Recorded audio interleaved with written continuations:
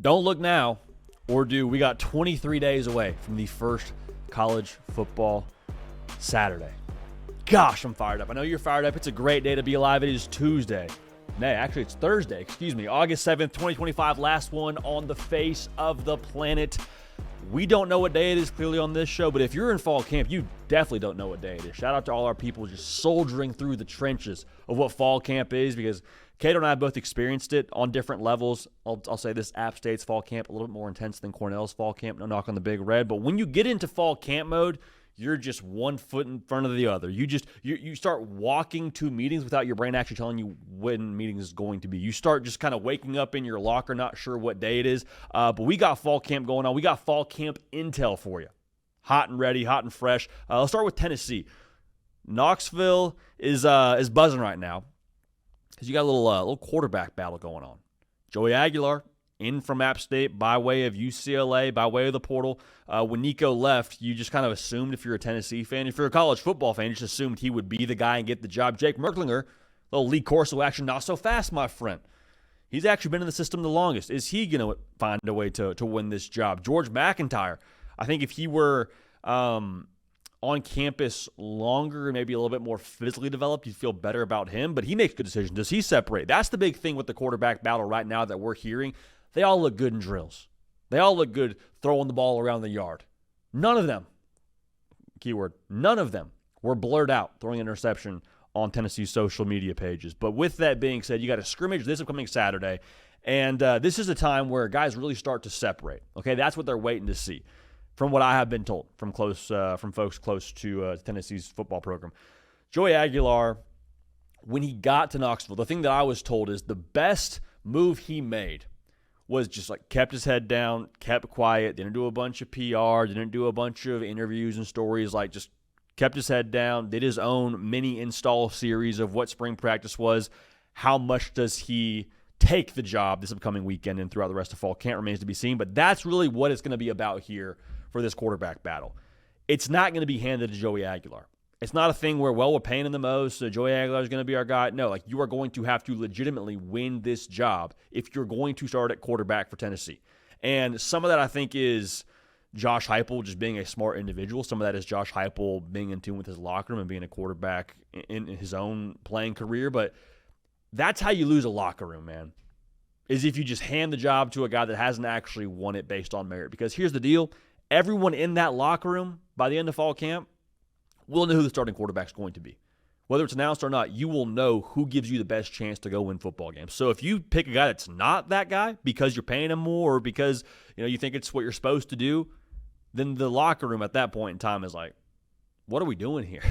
We're not serious about winning football games? What's going on? So Josh Heupel, more power to him, more credit to him. They will have a true derby, and they will have a true competition when it comes to who's going to win that job. Still, to me, feels like it's going to be Joey Aguilar because of his experience and because of all the things he brings for you physically with the playmaking ability and his legs. But with that being said, the plot thickens. Stay dialed in over at VolQuest for all the intel on the scrimmages coming up. But that's obviously a big point in this whole quarterback derby. Young wide receivers. Got good news and bad news. Bad news is the receiver room at Tennessee has been a little bit dinged up continuing into fall camp, which you don't love.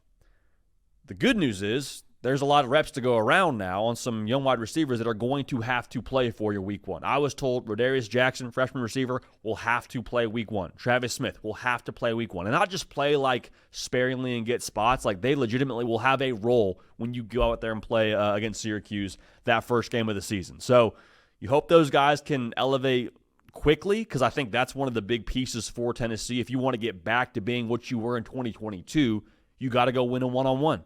We say it all the time on this show, but the way that Josh Heupel dials it up, you're going to get some wide splits, get some one-on-one matchups to where if your receiver wins that one-on-one matchup, your quarterback gives him a good ball, you're going to score a lot of points. That's why Jalen Hyatt won the Blitnikoff in 2022, because he was freaky fast, won one-on-one against a safety. I think he just did it again against Alabama right now, and that's how he made his money, and that's how he got to go put up ridiculous numbers for Tennessee that year. That's why the offense was so good.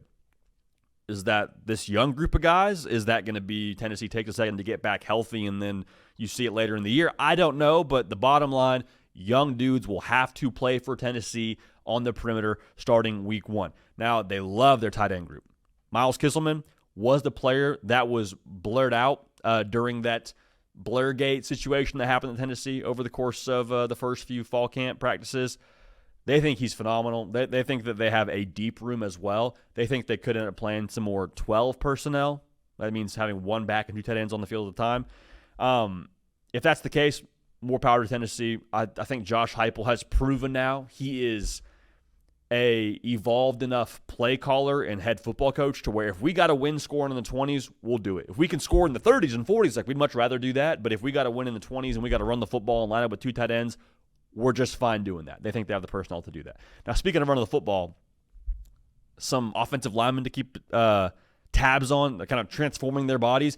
David Sanders, true freshman, got there in the spring, all 5-star, all everything, added, wait for it, 38 pounds. You don't add 38 pounds unless you think you're going to play right away. What I was told is that they're going to have him start here pretty early on. Zalance Hurd played last year for Tennessee on the offensive line, transferred in from LSU, was a big portal get. There were times where if you really watched him play a season ago, you felt like maybe he was a step behind. He's down almost 25 pounds. I have to believe that's in an effort to be more available and more effective in the tempo that Tennessee wants to run with. Now, don't be surprised, too, speaking to this whole approach of what Tennessee could be offensively, if they lean on their defense a little bit like they did a season ago, it could be gritty over pretty, man. Doesn't matter what it looks like as long as you get that W in the win column. But the defense, they think, is not going to take this massive step backwards. They think they're legitimately still 12 to 14 deep on the defensive line. They just want to wear you out. A lot of names there that you could keep a pulse on. You lost 2 draft picks, but at the end of the day, the thought is they are still really deep up front, and they really feel good about the job that Tim Banks has done since he's gotten there. Also, give Josh Heupel a lot of credit for the way they've built that roster and hit on some big evaluations and just got the guys they need on the defensive side of the football. Like, we talk about Josh Heupel as a play caller, as an offensive mastermind, and all those things, and that's fair. It's definitely fair to do. But Tennessee's had more defensive players drafted on the Josh Heupel than the offensive side. Strange but true. Strange but true. Give him a lot of credit. One guy to keep a pulse on the back end for Tennessee, the player who made that interception during Blurgate, transfer from Colorado, cornerback Colton Hood. He's going to start at corner while Jamad McCoy is getting back healthy. But the big thing for Tennessee is if they can play man coverage on the outside and just allow that linebacking core and that front 7 and the defensive line just go eat and kind of stack the box, that's going to make them a problem in the SEC once again. Now, if the offense can take advantage of those situations, then we got a whole different conversation around what Tennessee's going to be here in 2025. But defensively, Colton Hood being able to play man coverage and hold it down while Jamad McCoy is away is going to be huge. Now, Boo Carter, got to talk about him because there was some off-field drama. He's out in California or he's away from the team, and it's just a weird vibe. Everything I've heard from folks out of Knoxville is that he is doing what he's supposed to do.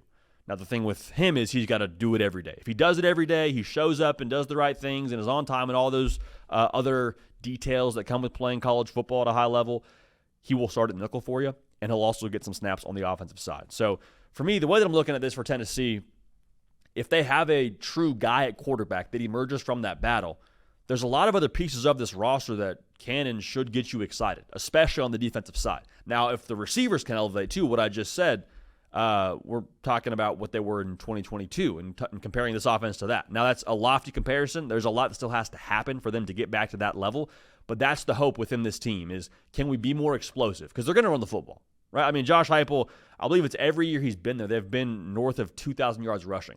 It's ridiculous. It's absolutely ridiculous. Some of that is scheme. Some of that is mentality. Some of that's what you've had personnel-wise and making it work. But, like, the bottom line is Josh Heupel will run the football. Okay? Make that very, very clear. If the defense measures up, Tennessee's going to be a tough out. Very, very tough out. So I know we're talking about can they be a playoff team again and them taking a step back and all those things. I'm just saying now that the intel out of fall camp, you get the quarterback right. We'll see. We'll see. Let's stay in the SEC. Let's go out to Norman, Oklahoma. They have night and day different level of confidence on the offensive side of the football. That's internally speaking. The things you're hearing, the things you're seeing when you talk to people close to Oklahoma football relative to what they were last year. This is not to dunk on Seth Luttrell or dunk on Jackson Arnold, but it's a different level of confidence with what they think they can be. Also, I'd say it feels like the floor is higher, which I've said a couple times on this show, but you just feel like you have a different jumping off point than where you were a year ago. Now, John Mateer gets the Baker Mayfield comparisons a lot, and I've tried my best to not delve too deeply into that. I think actually if you're going to compare situations, he probably is more similar to what Dylan Gabriel was when he got to Oklahoma than what Baker Mayfield was. I digress. But the things you hear at a fall camp with John Mateer, just the way he carries himself and him talking trash to the defense and him being a little bit boisterous and high energy, like, it's hard not to say, oh, yeah, that reminds me of Baker Mayfield.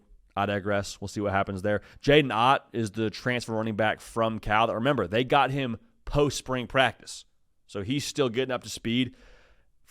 By all accounts, he looks awesome. Sounds like he's been great. The thing that I was told is they are being a little bit cautious with him, which if that's the approach during fall camp with a player that wasn't there during spring practice, if you're still being cautious with him, that tells me a lot about how highly they think of him. Like being cautious with a player during fall camp, if you're reading that over on the message board and it's not an injury thing, it's like, oh, okay, then this dude's going to be really good. They think he's going to be real good, so they want to save him for when the games actually count.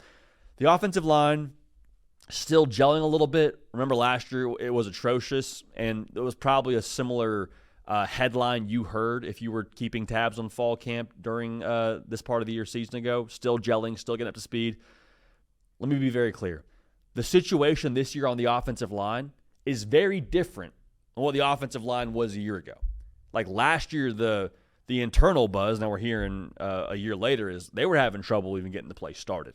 Like gelling versus getting the play started a year ago, two very different places to be operating from. Also, I say this a lot, but like the John Mateer playmaking ability, I think you have a little bit more room for error on the offensive line with a guy that can get you out of trouble. Don't want to count on it all the time, but they're healthy, they're deeper. If they can gel, okay, we're in a good spot. Defensively, it's interesting. You talk about the defensive line first when you talk to people close to Oklahoma, and I think that's a good sign because remember those Brent Venables defenses at Clemson that were just, forces every single year and won a couple national championships? That was the calling card. Several names mentioned to me when you talk to people close to Oklahoma. R. Mason Thomas, yeah, no duh, he's going to be a stud for you. He's wrecking things. Marvin Jones Jr., who started his career at Georgia, then was at Florida State, now at Oklahoma. It sounds like he's popped a few times and made some trouble for the offensive side of the ball, which you love to hear about your transfer in from Florida State. And then Taylor Wine, not a name that I think a lot of people are familiar with nationally. I was told he may end up starting for Oklahoma on the defensive line. 6'4", 276, hasn't played a whole lot for Oklahoma, but they've been really pleased with him during fall camp, and he's tearing it up right now. Secondary, there's some youth at the corner position, so you're still waiting to see a little bit there. But I think when the dust settles on what Oklahoma is right now during fall camp, I like the questions being asked a lot more now than I did a season ago. Because a year ago, I've said this a lot, but I'll just keep driving this point home. You're saying, hey, I hope this comes together. Hey, I hope this works. I hope Luttrell and Jackson Arnold can go. I hope the offensive line works it out. You're saying I hope a lot. I don't think you're hoping quite as much as you are estimating the success level of different parts of the team right now for Oklahoma. Like you're estimating the offense is going to be good. How good? You're estimating the defense is going to be, a strength of your team. Is it going to carry you over Michigan and give Bryce Underwood problems that first road start that he has? Remains to be seen when they come to Norman. But if the question is about the offense and the quarterback and all those things and their ceiling, just me personally, this is not going off intel anymore, I feel real good about John Mateer for all the reasons I've told you. Continuity with the coordinators, skill players are better than people give credit for.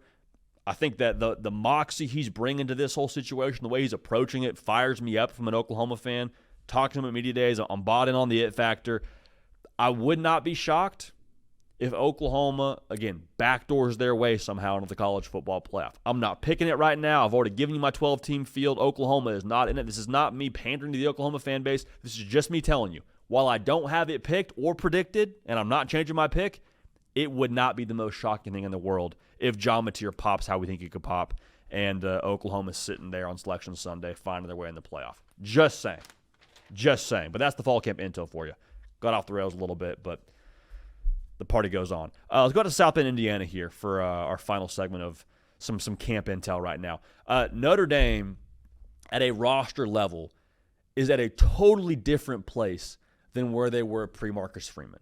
Because when Freeman got the job, remember it was leading into that New Year's Six Bowl, and you were excited about some youth and energy, and he's going to recruit different, and he's going to make the Notre Dame brand cool again. And it's one thing for that to be said at the front end, but for it to actually have some substance behind it now going into year 4, I've been told it's a national title level roster.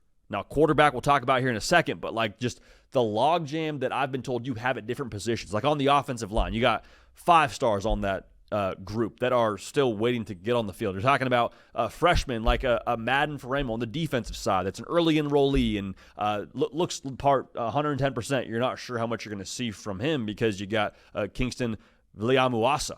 Keep the pronunciation, too. I hope that was right. Kingston Viliamuasa has been balling at the linebacker spot. So just a couple examples to say the logjam you now have at different spots on the roster is a good problem to have because, one, you need, I think, some depth to go the distance. That's been proven now time and time again in college football, especially now in the 12-team playoff. But also just the new oxygen you're breathing with Marcus Freeman as your head coach and the work he's done is really paying dividends, and people are seeing it now that are out at fall camp. The momentum from last year, too, also has to be noted. I'm always curious when you talk to people close to these things, what's the unquantifiable part of this like? Like, what's the vibe when you walk on the grass for a practice with Notre Dame or at Oklahoma or wherever? What I've been told is there is a feeling of what happened last year and them being right there. You carry that momentum into this upcoming season. And it's not always the case when you have new pieces because it's going to be a new quarterback, it's a new DC, took different guys via the portal. But that feeling internally of we were right there on the doorstep. We're a one-score game in the fourth quarter with Ohio State. We're right there. We have what it takes. We know what it takes. We got to break through that wall, but we think we have the pieces to go do it. Now, a big part of that whole thing is going to be the quarterback, right? And it's going to be talked about here, I think, all the way up and through week 1. What I've been told is the quarterback battle is truly 50-50. Kenny Minchey has made this more of a battle, I think, than most folks even realize at the flyover level because C.J. Carr looked good in the spring game. Steve Angeli transfers out. A lot of us, myself included, going in the fall camp, we're like, okay, wipe my hands of this. Cool, that's pretty much signed, sealed, delivered. C.J. Carr going to be your starter. And I still personally would be maybe a touch surprised if C.J. Carr wasn't your guy game 1. But what I've been told is Kenny Minchey is making a real go at this thing. And it is truly 50-50 at this point in time. The way they talk about Kenny Minchey, too, I think is interesting, folks close to Notre Dame. When you saw him during the spring game and when you saw him sparingly at different points throughout his Notre Dame career, you just think, okay, mobile guy, can hurt you on the ground, awesome, good to have that part of your offense still accessible from what Riley Leonard was to what Kenny Minchey could be. They talk about him like he's a gunslinger, dude.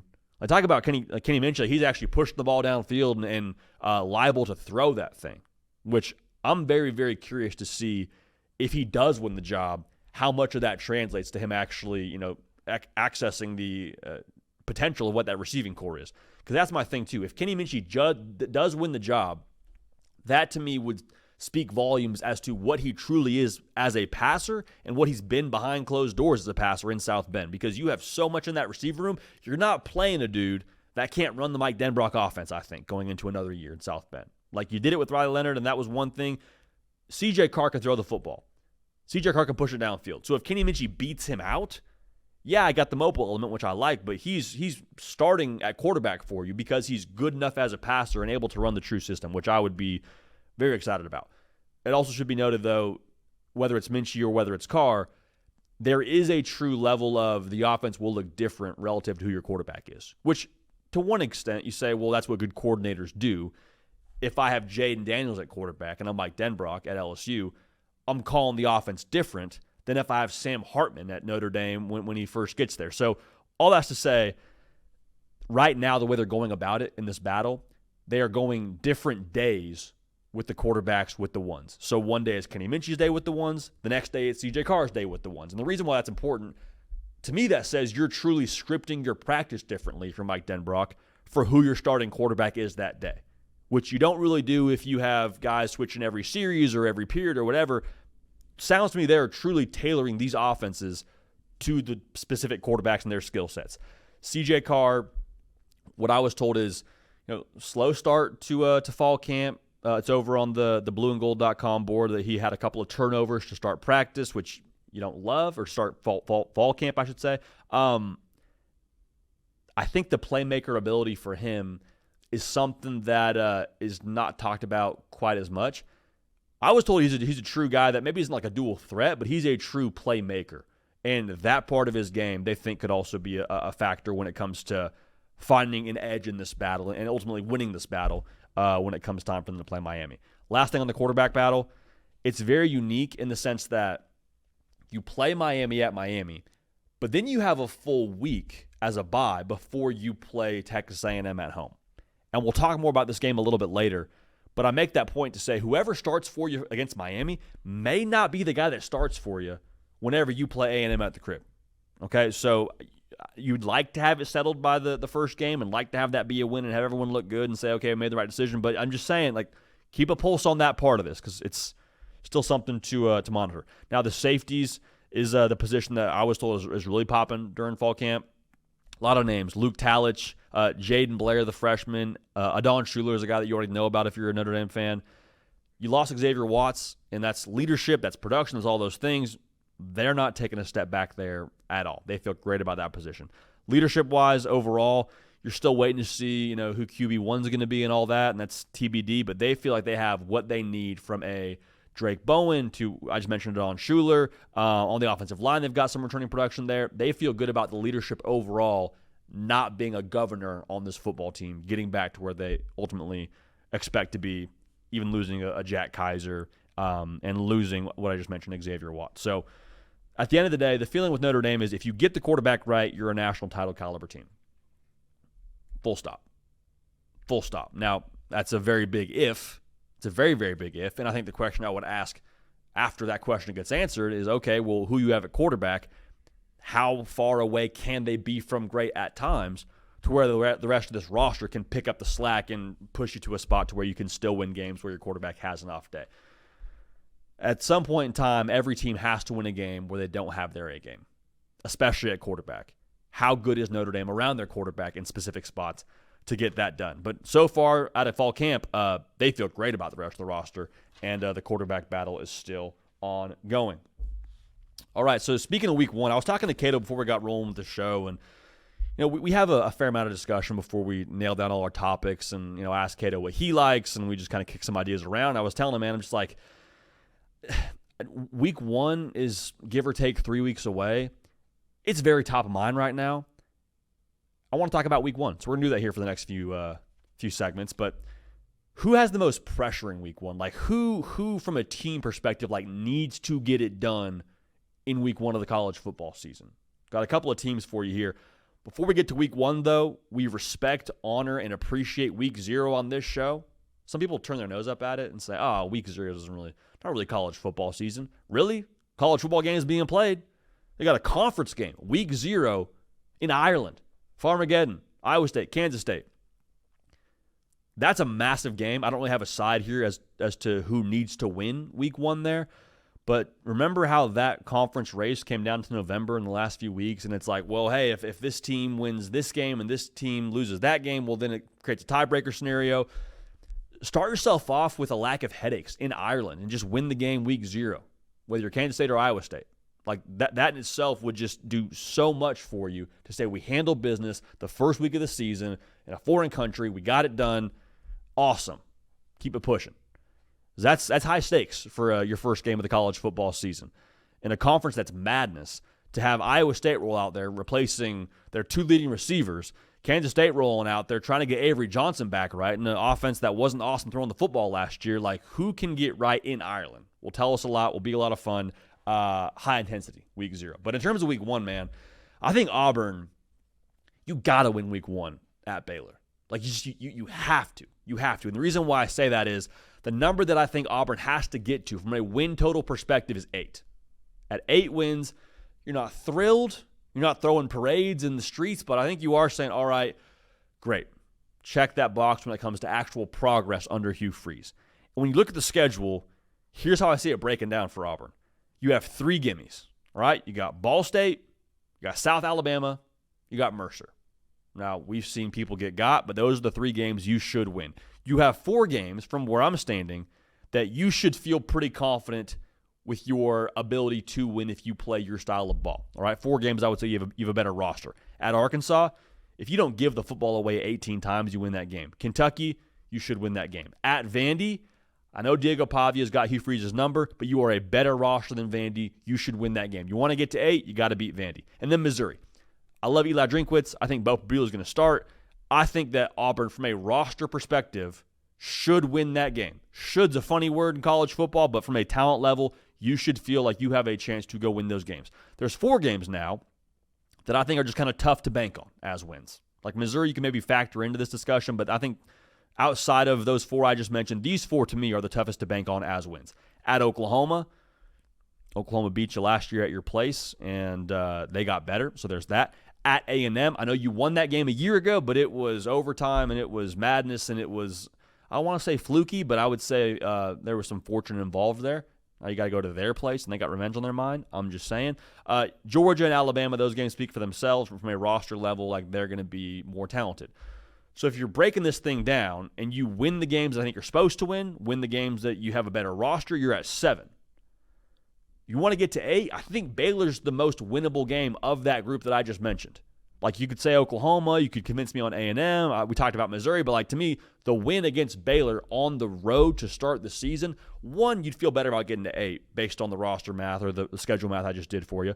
The other part of this too, the confidence you would build from getting a win against a team that I have in the college football playoff. I think they have pretty reasonable playoff odds across the board, how strong they were a year ago, how they finished. You can win that game on the road on a Friday night to start your season. Confidence, it abounds. You're feeling good. And if you don't win that game, it's the flip side of that coin, and you're saying, okay, here we go now. All right, let's rally the troops here. Let's find a way to get it done.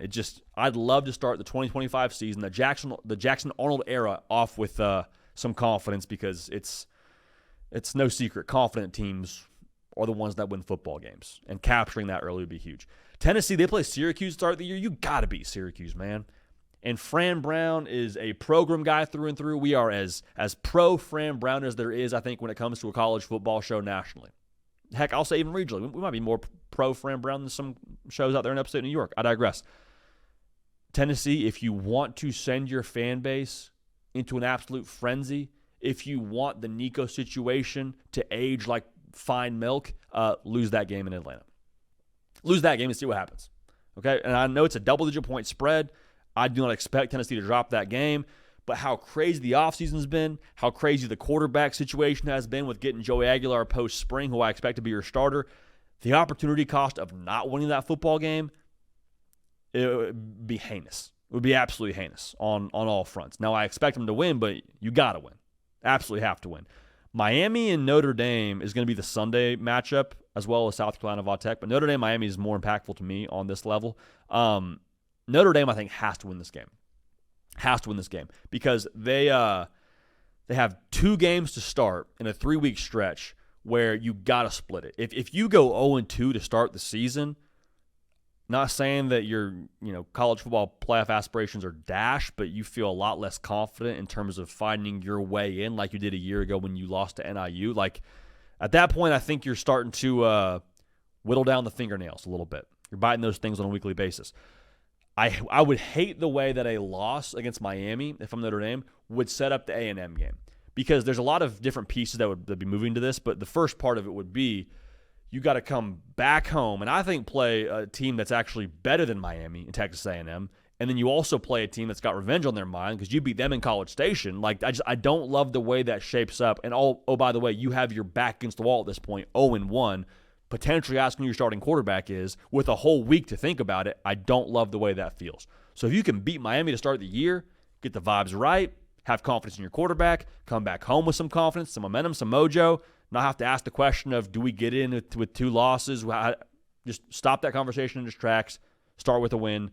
I think Notre Dame has got to win week 1. And the last one here, North Carolina plays TCU on a Monday night. I believe Herbstreit's on the call for that one as well. If you think there's been buzz around North Carolina this offseason with Jordan Hudson saying we're not talking about that and everything that comes with the off-the-field Belichick stuff, go ahead and lose on national television, the only college football game on that night on ESPN. Go ahead and try that on for size. Because if you think there's been buzz preseason, you have seen nothing yet. Josh Hoover throwing some dimes over North Carolina in Chapel Hill. It would not be good. It would not be good. North Carolina's ranked 81 in returning production. Translation, it's some new pieces that are trying to gel to begin with. Probably a new starting quarterback in Gio Lopez, also via the portal for you. You lose week one if you're North Carolina, just the vibes in themselves would be, in a word, bad. In a metaphor, it's an uphill climb for North Carolina from that point forward. So those teams to me have got to win week one. Week zero is high stakes, conference matchup, Kansas State and Iowa State. But North Carolina, Notre Dame, Tennessee, Auburn, to me, you all have got to get it done week one. Doesn't bury you if you don't get it done week one, but it's, optically, metaphorically speaking, your path forward, just you got to get it done week one. And if you don't, then it's not the way you want to go about the rest of your 2025. All right? Stubbing your toe. It's like this. When you get a blister the first day of practice, you got to deal with that the rest of fall camp. Not a good way to go about life. Now, a game that we did not address and a name that we did not address during that whole segment of who's got to win week one is LSU Clemson. I think a lot of people, when we went through that whole discussion, were saying, Brian Kelly, he's got to win week one. Dabo Swinney, he's got to win week one. Who needs to win week one more, LSU or Clemson? We'll break it down right now. Before we do that, though, make sure you are subscribed right here to the On3 YouTube channel. We will have a full game preview and prediction for this game, as well as the rest of the slate week one, as well as the rest of college football season all year long on this channel. Make sure you're locked in, and we appreciate y'all being subscribed. So when I asked that question, who needs to win more, let's get this straight to start. The overreaction from both fan bases will be massive either way. Either way, like the Sunday after, it's going to be, I can't believe LSU dropped another one that's 6 in a row. Brian Kelly doesn't know what he's doing. Is he the right guy? For Clemson, it's like you were thinking national championship and you lost your first game at the crib to LSU, who can't win an opener to save their life. What is wrong with Dabo Swinney? That whole portal thing actually now kind of seems messed up. Like that scene in Step Brothers, they roll in there with tuxedos and then it goes poorly. Some other context there I won't mention, but it goes poorly. Actually, you know what? The portal does seem kind of messed up. Actually, you know what? The tuxedos do seem kind of messed up. A couple of reasons for that, for both sides of this whole thing, why the overreaction will be massive. Both teams are saying to themselves, both fan bases saying to themselves, this is supposed to be the year. Clemson, number one in returning production. LSU brought back your quarterback, went to work in the transfer portal. We have picked you to win the national championship on this show. It's supposed to be the year, but if you can't win the opener, overreaction, it happens. It's life, it's sports, it's what we live with. I also think that we still, as a college football public, are transitioning out of like what old college football was on a week-to-week basis. I think there's a lot of us that are still conditioned to at least emotionally feel like if you lose one game, done, season's over.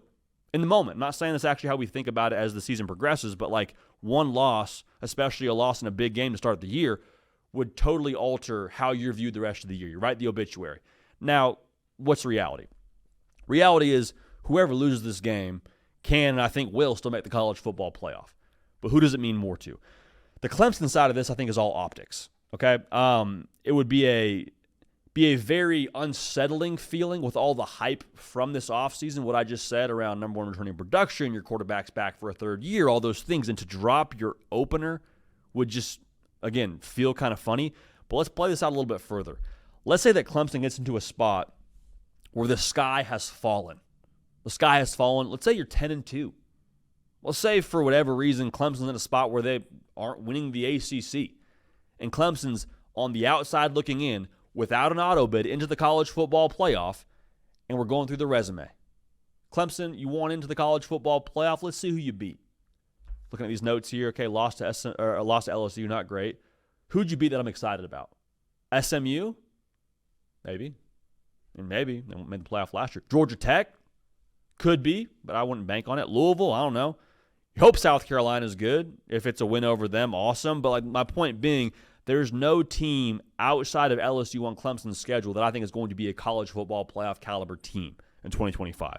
And so you get to the end of the regular season and you're just like, I'd like to put you in here, but I don't see a win that puts you on the guest list right now, Clemson. So optically, if you're 10-2 and you don't win the ACC, if that math even tracks properly, the conversation around, well, the one college football playoff team you did play, they beat you at your place. Sorry, but I can't help you. Now, again, the reality is I'd be surprised if Clemson doesn't make the ACC title game. I'd be surprised if they don't win the ACC, but just think it's worth noting that part of it for Clemson is a little bit funny. I think also, quite frankly, Clemson is best equipped to handle a loss. And what I mean by that is, with all the returning production Clemson has, we'll say it again, number one in America, a lot of adults on that roster. A lot of mature brains, a lot of fully developed brains on that roster, okay?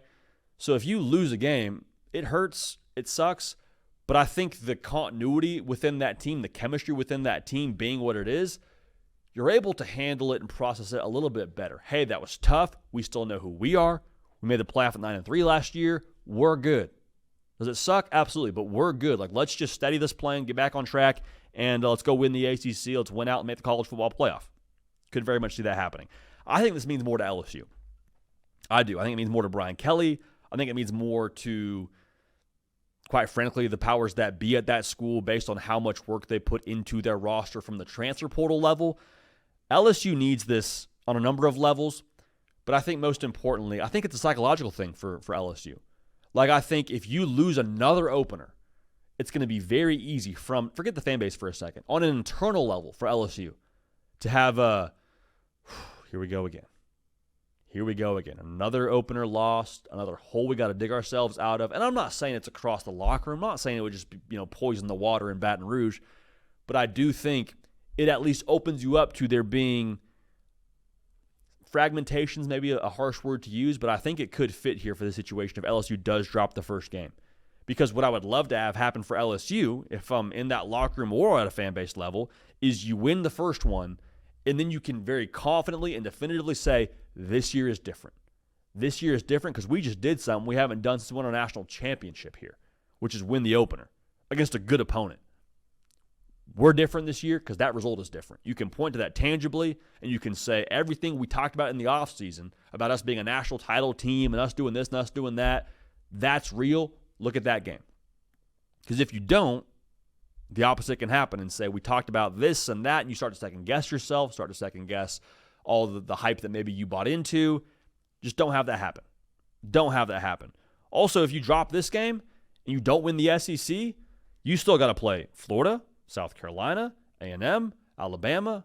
I'm pretty bullish on it on Oklahoma. Like, it doesn't set yourself up all that well to not lose more than 2 games in SEC play. At 9-3 in the college football playoff 12-team era, it seems to be the cutoff. So I don't think that's going to be how this whole thing goes for LSU. Again, I have them winning the national championship, so that tells you how I think this game's going to go. But with that being said, a loss, very easy for one loss to maybe turn into 2 with the lack of continuity LSU has on this roster with the new pieces. I'm just saying it's to me a little bit more flimsy, which makes it more important for LSU to solidify themselves, announce themselves, gain some confidence, and win the opener against Clemson to gain some confidence and gain some momentum and gain some belief validate some belief, maybe is a better way to say it, for Tigers in Baton Rouge. So who does it mean more to? It means more to LSU, week 1 against Clemson. Last segment here for us as we roll on throughout this tremendous No Sweat Thursday. Let's talk about Alabama schematically. Now, this is towards the latter half of the show, our last segment of the show, and I do this because there's a lot of people that watch our show that have zero interest in the X's and O's, and that's totally fine.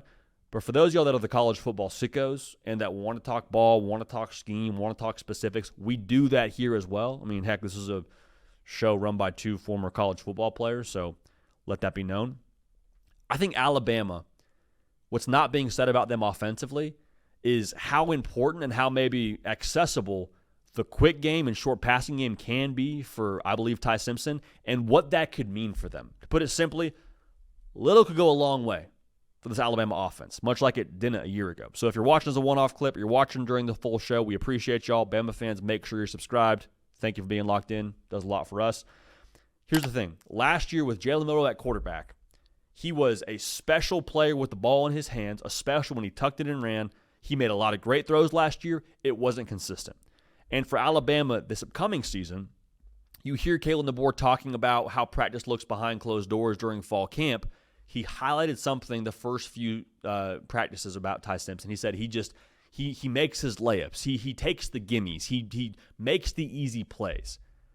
What that says to me is if we do those things well, if we hit the quick game, if we hit our screen passes, all those things, and we do it consistently, we're going to be in real good shape. And so you walk that through a little bit further. Just look at the personnel that Alabama has in this receiver room. Ryan Williams, Jeremy Bernard, the freshman Latzia Brooks, they're super fired up about. I don't know what his role is going to be, but it looks like he's going to have one to some extent, or could have one.